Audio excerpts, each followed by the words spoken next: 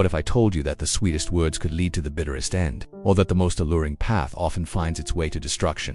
These aren't just ancient warnings. These are battle-tested truths from the lives of those who came before us. These are 5 intriguing insights taken from Proverbs 5. Proverbs 5, verses 3-4. For the lips of the adulterous woman drip honey, and her speech is smoother than oil, but in the end she is bitter as gall, sharp as a double-edged sword.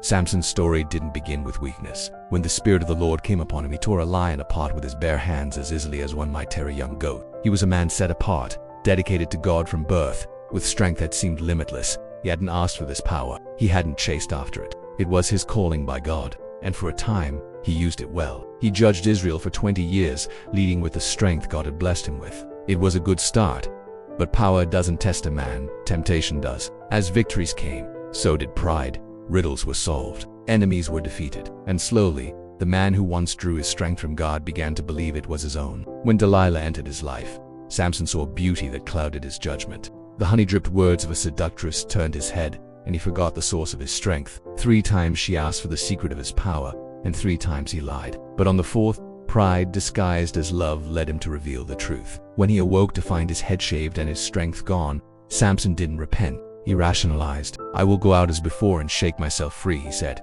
not knowing that the Lord had left him. Forced to grind in a Philistine prison, the man who once tore gates from city walls now found himself bound by chains he could unbreak. Proverbs 5, verses 21 and 22. For your ways are in full view of the Lord, and he examines all your paths. The evil deeds of the wicked ensnare them, the cords of their sins hold them fast. Achan's tale is a stark reminder that no sin goes unseen. When Israel conquered Jericho, God commanded that all the spoils be devoted to him. But Achan saw spoils he coveted, and so he took them for himself. He thought his actions were hidden, buried beneath the ground of his tent. But the eyes of the Lord see all, and the sin of one man brought defeat upon an entire nation. When Joshua sought the Lord after their loss at Ai, the truth came to light. Achan's sin didn't just affect him, it ensnared his entire family. The cords of his greed bound not only himself but also those he loved.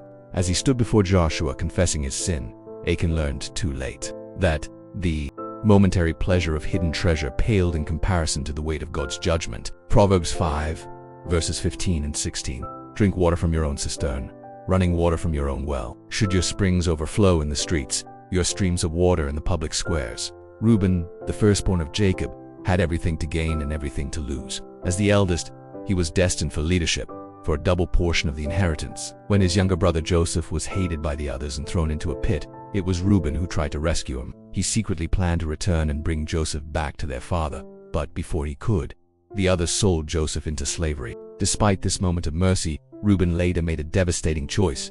He was intimate with his father's concubine, back then considered a lesser wife, and thus his stepmother. This act was seen not just as immoral, but as a direct challenge to his father's authority and honor.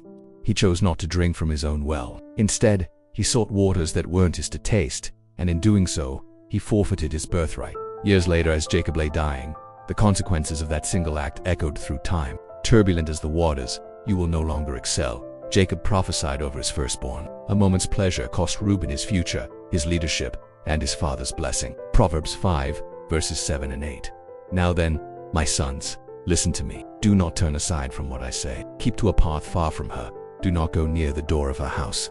Judah's story serves as a cautionary tale of what happens when we stray too close to temptation's door. After selling his brother Joseph into slavery, Judah separated himself from his family, perhaps driven by guilt or a desire to escape the consequences of his actions. In his wanderings, he found himself near the house of a woman he believed to be a prostitute. He didn't seek her out initially, but proximity bred opportunity, and opportunity led to sin.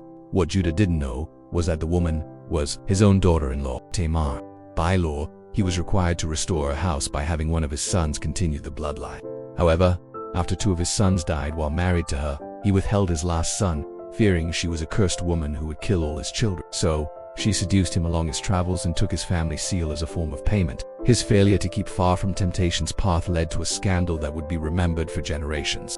Though God, in his mercy, would later use this lineage to bring forth the Messiah, the immediate consequences of Judah's actions were shame and public humiliation. Proverbs 5 verse 23. For lack of discipline they will die, led astray by their own great folly. The sons of Eli, Hophni and Phinehas, stand as a stark warning of the deadly consequences of undisciplined living. As priests, they were entrusted with sacred duties, meant to lead the people in worship and serve as intermediaries between God and man. But they treated the offerings of the Lord with contempt, taking more than their share and indulging their appetites at the expense of true worship. Their folly wasn't just in their actions, but in their persistent refusal to heed correction. Eli, their father, rebuked them, but his words fell on deaf ears.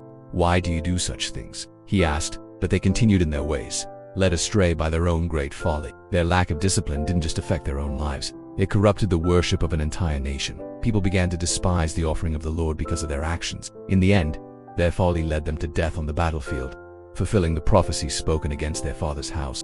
Their lives, which should have been dedicated to service, became cautionary tales of the dangers of undisciplined living. These stories, drawn from the pages of history and illuminated by the wisdom of Proverbs 5, remind us that the choices we make have consequences that echo far beyond our own lives. They challenge us to examine our paths, to guard our hearts, and to seek wisdom that leads to life. For in the end, it's not just about avoiding the wrong path. It's about choosing the right one. It's about drinking from our own wells, staying far from temptation's door, and living with the discipline that leads to life. The wisdom of Proverbs 5 isn't just ancient advice. It's a roadmap for living, tested by time and proven true in the lives of those who came before us. May we have the wisdom to heed its warnings and the courage to walk in its truth.